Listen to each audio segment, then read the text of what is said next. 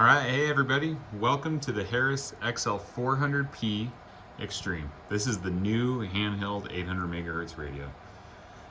Some feature upgrades for this radio. Obviously it's bigger, it's greener, but most importantly it does some very cool safety features. For example, it's been dropped multiple times, been broiled at 500 degrees for 5 minutes, shocked at 350 degrees for 15 minutes. I mean, the list goes on.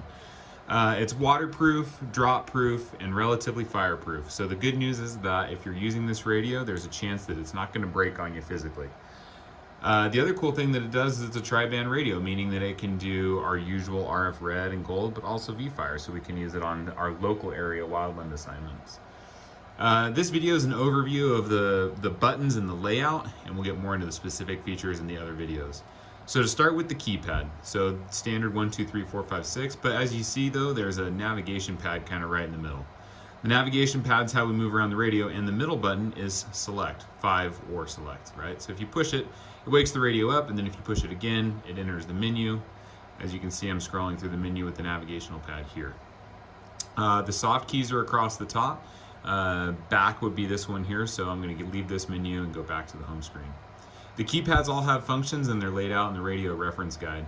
An example would be like if you push number 9, waiting 3 to 5 seconds as we move between systems, you'll be looking at Med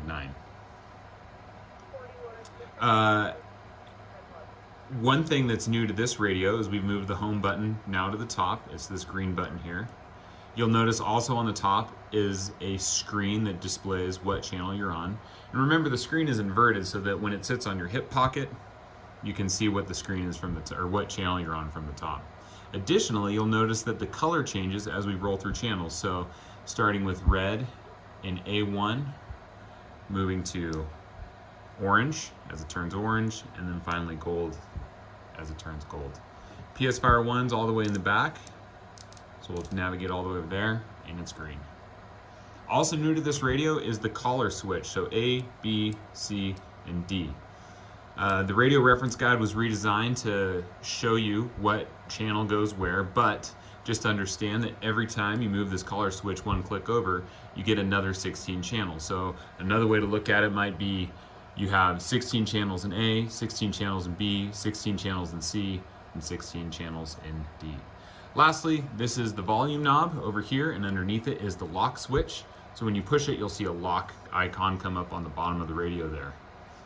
Other than that, push to talk, these two cycle through the systems up and down, and that basically concludes the radio.